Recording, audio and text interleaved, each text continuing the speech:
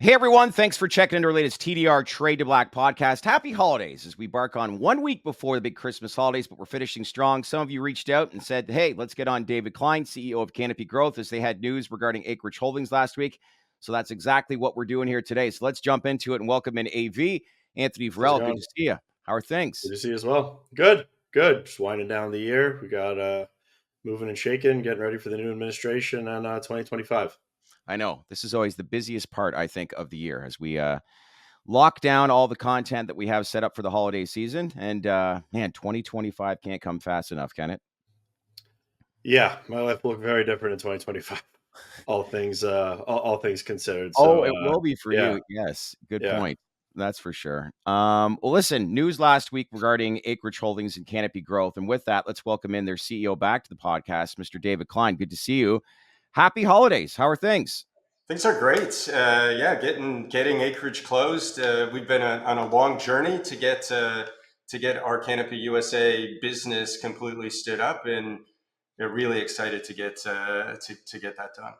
Yeah, made an announcement as well with the new CEO that starts next month, if I'm correct. But here we are. Obviously, we're going to address first the news from last week where you announced, like you said off the top, the completion of your acquisition of Acreage, forming Canopy USA. The move integrates Acreage's operations with your existing brands, which are Wana and Jetty that we've discussed, which, as we said, before. And, this is really, in a lot of ways, it's going to position Canopy USA to capitalize on the expanding U.S. market. So now that it's official, David, how exactly do you plan to leverage the integration to achieve leadership within the U.S. cannabis market?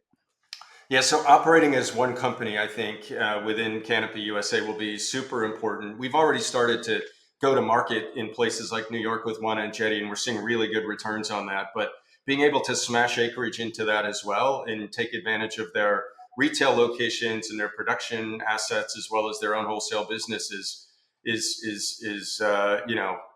think is going to be a game changer for us with that business. Mm-hmm. As it relates to closing of Acreage, I know that we had talked. I think we had talked previously about first half of 2025, and obviously those timelines have accelerated. Was this something that you wanted to get done before your departure in January, or was it kind of just going through the motions and getting this closed?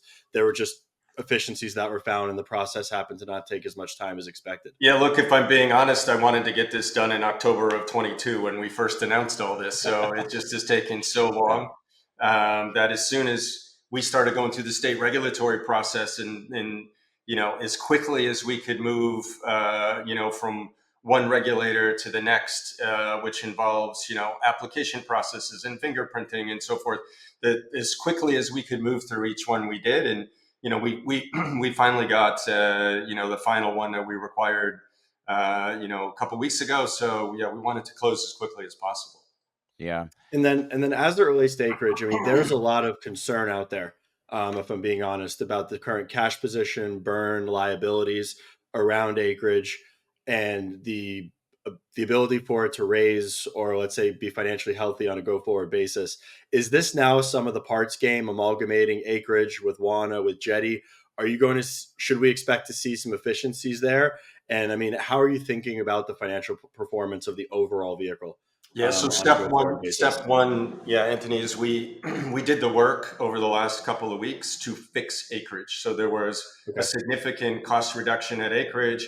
In addition to that, we get to remove the public company costs that were associated with Acreage. And so on a go forward standalone basis, we think the business is on really fine footing. And then additionally, what I would say about Acreage is that many of their issues over the last year were really caused by a broken capital structure that had them in distress the whole time. That's behind us now. And so, yeah, I think the future's pretty bright for Acreage. And then to your point, on top of it, we can get the benefit of synergies across the entire platform. So, we feel pretty good about it. And I wouldn't say it's been anything close to easy, but, where we sit Yeah. today, we think we're in good shape. Okay, so you talk about some of these synergies. Like, how do you differentiate, like, if you were to best differentiate what Canopy USA is compared to some of the major MSOs? Like, what comes to mind? Yeah, so the first thing is I think keeping our business really simple and brand focused, and then not being quite so invested in retail and production. Okay. which allows us a lot more flexibility over time. Maybe a little more focus that helps us as we approach the market. And then, I think if you ladder up a little bit and you say, what is Canopy and Canopy USA? Well, we offer like a unique proposition to our shareholders to give them access to, and on a highly liquid exchange like the NASDAQ, give them access to or exposure to that US market, right? If you flip that around, you say we can use that liquidity that we have to continue to build on that brand-led business in the US. And I think that's the magic of Canopy USA, maybe versus the MSO environment as it sits out there. Hmm. I always thought you were going to jump in there, Anthony, but you mentioned shareholders. So the way this is set up now with current, obviously, Canopy shareholders, like how does this create value for them on a go forward basis? Yeah, so the Canopy at the end of the transaction through an exchangeable share structure, which feels a lot like almost like prepaid zero cost warrants, we would own, if we were to convert, we would own 84% of Canopy USA, right? Okay. And so in the meantime, the other 16% is held by our partner shareholders, and so that's the structure that allows us to trade on the NASDAQ. But when we get an event that allows us to actually have a plant touching business listed on the NASDAQ or the New York Stock Exchange, we can convert our shareholding, so that kind of prepaid warrant structure, into actual common stock. And so that means our shareholders would own 84% of that Canopy USA Gotcha. structure. So it all of the value will accrue to our shareholders over time. It's just not immediate. Gotcha. You'd mentioned that it would have been ideal to get the Acreage acquisition done back in 2022. Obviously, two and a quarter years down the road, I guess, what were some key learnings, and what were some of the expectations after executing this on the front end? Like, has it evolved into what you thought it was going to evolve, and are we in the space today, industry wide, where you thought we would be? No, probably not in terms of where I thought the industry would be at this point. But what I think that we've created is a structure that, irrespective of federal regulatory reform, Yeah. we can function and we can grow and we can create value for our shareholders. And so we don't need to wait for regulatory reform. Had we been able to close sooner, we still would have wanted to, open up New York and open up New Jersey and open up Ohio, and all of those things have happened. So the Acreage management team was able to continue to drive that work forward, which was really helpful to us and our shareholders. What we would have been able to do had we come in sooner is we would have been able to eliminate some of the capital structure issues and the public company costs and all of those things that kind of created a bit of a headwind for Acreage. But again, now that's behind us.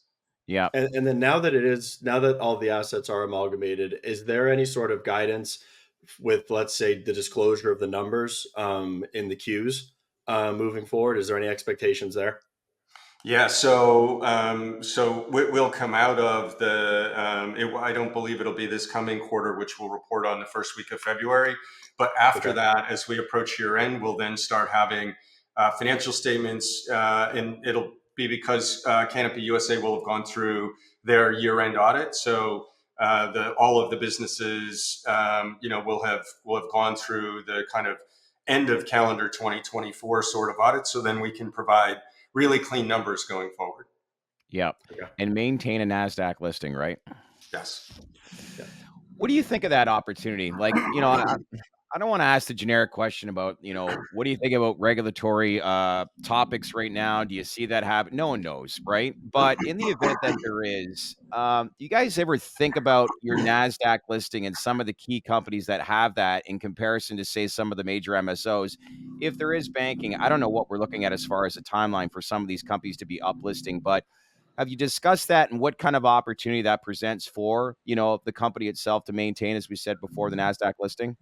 Yeah, look, I think the benefit that it gives us is I described earlier, is it gives our shareholders the positive of being on a highly liquid exchange and a highly liquid stock, and the positive of exposure to the US market. And look, let's just be really clear. If you want to be a global cannabis player, you need to have a play in the US.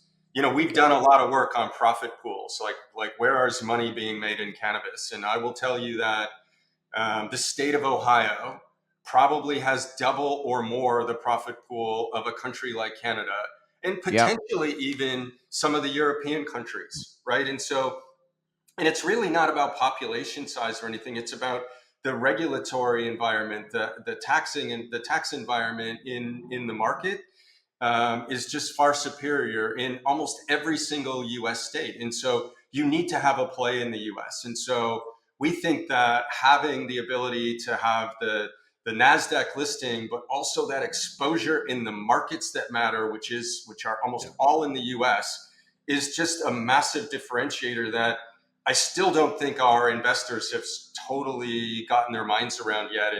And I think they'll learn a lot more about that over the next year when we can publish numbers that prove that out. But I just think I can't overemphasize the benefit of what we have.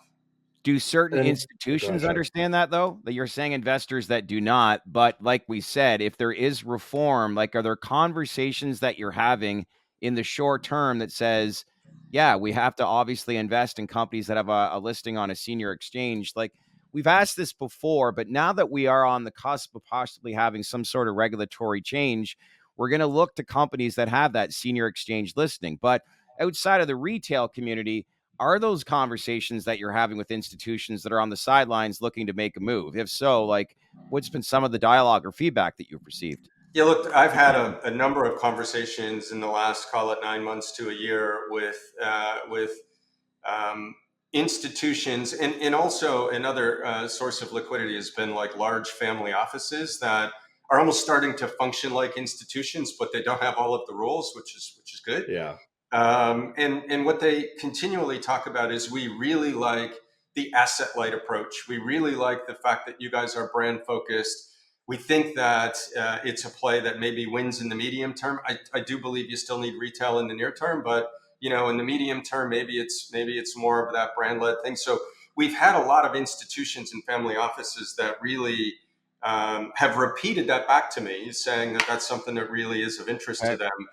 We just have to see how it plays out as people get more comfortable in the cannabis space. And look, the other thing that's going on right now is amongst and you guys deal in this every single day, but amongst kind of the real super risky assets, the more attractive thing with the Trump election has been crypto. But I do think that the pendulum keeps swinging between on high risk assets, between cannabis and crypto. And I think the pendulum has probably gone away from us toward crypto, but it'll come back. And when it does, and maybe it's around some of the regulatory reform, I think we could see some really, really interesting and attractive moves in the cannabis space. Yeah, I agree. You talk about a brand focus, and I mean, one of the brands within the portfolio, Wana, I mean, it's one of the oldest brands in the space. It's been around for a long time. It's maintained market share for a long time. It's grown across continents, and it just took a dive into hemp. I think it was probably, let's say, 3 months ago. Any insight into how that's going? And I mean, if you are seeing anything in the data to maybe go deeper into that vertical as it doesn't play in the normal cannabis channel? I personally love the hemp space, and I love it for our consumers. Right, it is the vision we all had for cannabis. Now, not we weren't thinking about edibles maybe so much, but it's the vision we all had for cannabis. Even going back to Constellation's initial investment, being able to buy drinks and gummies at the local C-store or at your local supermarket is just it was the dream, and we're seeing that in hemp. And if I can say a couple of things as I'm exiting this current role, I think it's a mistake for the industry to fight amongst themselves on the source of the THC. We all believe in THC, and then building onto that, the entourage effect. And we've done a little bit too much navel gazing, where we're saying, well, okay, like THC from a hemp plant versus THC from a cannabis plant, we should find a way to regulate those differently or fight amongst ourselves. I think we should make the pie bigger. Bring more Yes. people into the space. As people are moving away from alcohol, let them have an easy opportunity to try these products and realize it's a far superior experience to alcohol. And then the Yeah. whole industry will grow. Right. And so for me, and so I know your question wasn't about the industry in general, Anthony, but it was, what we're seeing with Wana. We're seeing, consistent growth in that area. And in fact, the thing we've been talking about is not making the mistake of trying to be everywhere. Like, how do we focus in a couple of markets and win? Because there's so much opportunity right now. You could kind of lose yourself and try to be everywhere. And we think we've seen this movie so many times in cannabis. The winners are the ones that focus, get it right in a given area, and then there's plenty of time to kind of catch up to the growth in the marketplace. Yeah. If we do see, let's say, a unified front or unification as it relates to the actual compound as THC and the industries, I mean, do you believe that hemp really has its place in low dose products that are outside of the dispensary, while those higher dose and medical products maintain within the confines of the dispensary model? Yeah, and look, I might be an outlier on this, but I kind of think that flower is a dispensary thing as well, just because it's its Yeah. own level of education. Like, I don't see the C-store clerk talking to somebody about strains, No. flower strains, but they can talk about a very replicable product like a drink or a gummy. That's that makes sense. I've been playing around with the Wana portfolio between doing my own experiments on cannabis derived product and hemp derived products. And yeah, there is a difference in dosing. In the hemp derived, we've stuck mostly with 5 milligrams of THC, but the effect is the same, the experience is the same, the taste is the same. It's just, again, I liken this to when I was spending my time in alcohol. The industry would fight amongst themselves about whether a ready to drink product was malt based, meaning like beer based, or if it was spirits based, or if it was wine based. And the consumer doesn't care. The consumer, and as an industry, would have been better off just pushing RTDs as a convenience factor for consumers instead of fighting over how it's made. I think that same thing applies to cannabis right now. Like, let's build a consumer base as big as we can. Let people fall in love with this product, and then we can argue amongst ourselves how we split up the market. But I think it's too early to do that. But I do think this concept that you laid out, where you have dispensaries that are more, about experts in an area, and Yeah. for maybe the more experienced consumer, versus let somebody pick up their fast asleep, Wana gummies at the till in a C-store, because that's just Yeah. good for us all. Are we How right on? many? Or And go this is ahead, a Sean. question for both of you because you understand this, both of you, a lot better than I do. But is this a look into the future as to what we're about to see with hemp derived products and really where this industry is going? Because you bring up some valid points. Yes, there's this, very focused, targeted audience that visits dispensaries. But obviously, to branch out and to target new audiences, you need to have your product available in various places. So, from what I'm seeing and hearing, it's like keep it simple, and I think that's where we've really complicated things as a whole. But do you feel like we're on the cusp and looking into the future when it comes to a lot of the beverage side of things heading into 2025, David? And really, you can chime in with that too, Anthony, if you want. Yeah, look, I think availability is the issue. I still, when I'm talking to people at Constellation, people still think you should be able to go into a C-store and buy a drink, and they're like, "Why aren't drinks a larger kind of share of the total market?" And it's Yeah. because a lot of the consumers that are going to really be into drinks, not just as I'll have drinks in my refrigerator, but I'm mostly a flower consumer. The people that are in it aren't going into dispensaries, so let's make the product available to them. And then when they try it, they say, "Oh my God, this is so great." And so, I do think it's a bit of a view into the future. And maybe to come back to your original regulatory question, um, the right answer, in my view, is to leave it up to the states. Let the states Correct. figure out how they harmonize between hemp derived and cannabis derived, THC products. Leave it up to the states, and just see how it plays out. And then we'll have this really cool big national experiment where we have big states that don't even have a medical, like medical or legal medical business, in that state, they can see like what do the consumers want, and it's not a safety issue. And I do No. believe there needs to be regulation around it, and I do actually agree that lower dosage is the right way to go from a hemp standpoint, right? But we Canopy has probably more pharmacovigilance data than anybody else in the industry because we've been collecting it for 7 or 8 years now. And there are no safety issues that are more extreme than you might see with a product like, Advil. Like you're going to have an Yeah. occasional, event, but it's not about safety. Well, Yeah. I bring this up because if we're on the cusp, is this the main reason why Constellation got involved 6 years ago in the first place? Like, is this where we're at? Like, is the day finally come where they start to see what we envisioned? Yes, would have liked to have happened a little bit sooner, but is this where we're at, where we're on the cusp on the beverage side and what this can incorporate for a lot of companies like yourselves, and the main reason why Constellation got involved to begin with? The Constellation team is spending their own time on understanding hemp-derived drinks. Okay. So now again, I don't know when alcohol dips in, but they're all spending a lot of time understanding it. We're spending time talking to them about it. It's coming, and it could very well come on the back of, So the hemp activity. Yeah. interesting data point, and you might actually be the perfect one to answer this question, David.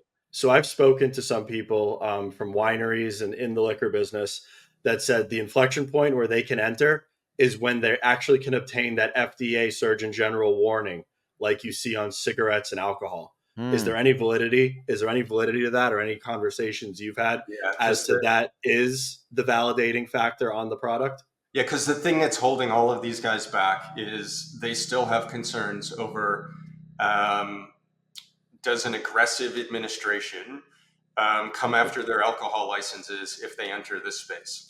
And Yep. so, like, the more air cover that they can get, and your example is a great one, the more air cover they can get, the more aggressive they're going to be in coming into this space. And look, I don't even know how to read this administration because we've had people that are put up for cabinet roles who've said they're tremendous advocates. We've had a couple people say maybe not so much. So I don't know where it's going to land. I just think that we seem to be hitting a tipping point from a consumer standpoint. Like the trains left the station, and so Yes. Yeah. the federal government is going to have to catch up, or they're just totally out of it. They've lost the race. Well, it leaves me a little bit optimistic. Anthony and I were in Vegas a couple weeks ago, and we did hear that some of the major players in the space are cutting some pretty decent sized checks for lobbying, which is going to be very encouraging for, I think, anytime that you ask anybody from Washington as to like what's going on, they're just completely uninformed. So I think in a lot of ways, now that, you look at Florida at Amendment 3 passing and some of the uh, debt financing that basically is due in the next, couple of years, they're going to need to have some sort of reform. But I did actually push out a tweet late last week. There was a big source that basically said some of Trump's administration's focus is going to be on that 35 and under demographic. And one of the key issues is both crypto and cannabis. And Trump's views right now is medical cannabis, banking access, states' rights, and research. I hope that's the case because I think one small little incremental step would be huge value for this industry because we've been at a standstill for the past 4 years. So take that for what it's worth. But I feel like, do you believe that we're on to something different now with this new administration come next year? I just think it's hard to say. I think that because so much of the activity, um, we need action out of Congress, and my only Yeah. concern is a Congress that gets bogged down in debates over some of the shrinking of the federal government and so forth. That could get they could spend a lot of time in those areas. I think if there's like a pathway to even get some of like safe banking finally on the floor, I just don't Yeah. think there's going to be as much opposition. There was opposition, I think, or Agreed. there was fear that a new Trump administration would come in and blow all this up. And I think the Mm-mm. the President Trump actually kind of cleared that up when he came out in favor of the Florida amendment, right? And so Yeah. I just think if we can see that in the first 6 months of the administration, I think it clears the way for Congress to not feel like they're doing something that could get Agreed. that could get turned around on them and make them look bad. Yeah. Yeah. Last thing I'll touch on, last time we had you on, you announced a new CEO, which plans to start next month, January the 6th, if I'm correct. But a little about him. Like, I know that you were part, of helping out the company itself and selecting a new CEO, but you want to maybe highlight like what impressed you the most about Luke? Yeah, so Luc Majot has been a board member for a while for us, and he was a board observer even before he was an official board member. So he's been around our company. The thing that I like about Luc is that he's an excellent, super detailed business operator. Has a lot of experience in getting really good results, out of business from an operating standpoint. And then maybe more importantly for me is he understands our business and he completely buys into our strategy. I think that in our industry, consistency is important. And, Yeah. I think somebody coming in and wanting to change everything would be negative. And I'm not saying there aren't a bunch of things that people should think about changing. But I do think coming in and continuing to run the play on Canopy USA and continuing to ensure that our medical business in particular grows in Canada and continuing to build out our European business. I just think that's, staying the course at this point in time is super valuable. And Luke is I think he's a good person to come in and both understand our current strategy, but also, take a critical view and to see what he can do that would maybe step change our business operations. So I think it's a good choice by the board, and I'm really looking forward to supporting Luke in any way I can. It's great. So with his background, hit the ground running, right? Exactly.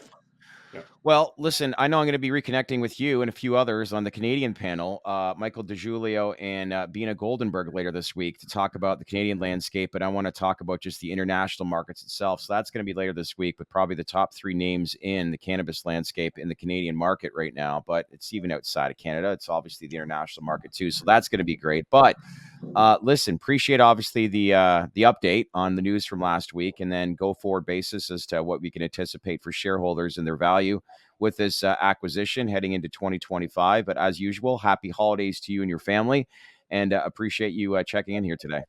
Yeah, thanks for having me. And as we're ending the year, I want to make sure I'm providing showing gratitude where it's earned,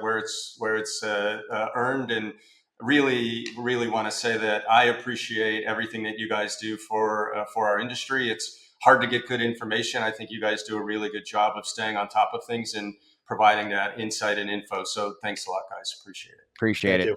All right. Thanks, David. Talk soon. Take care.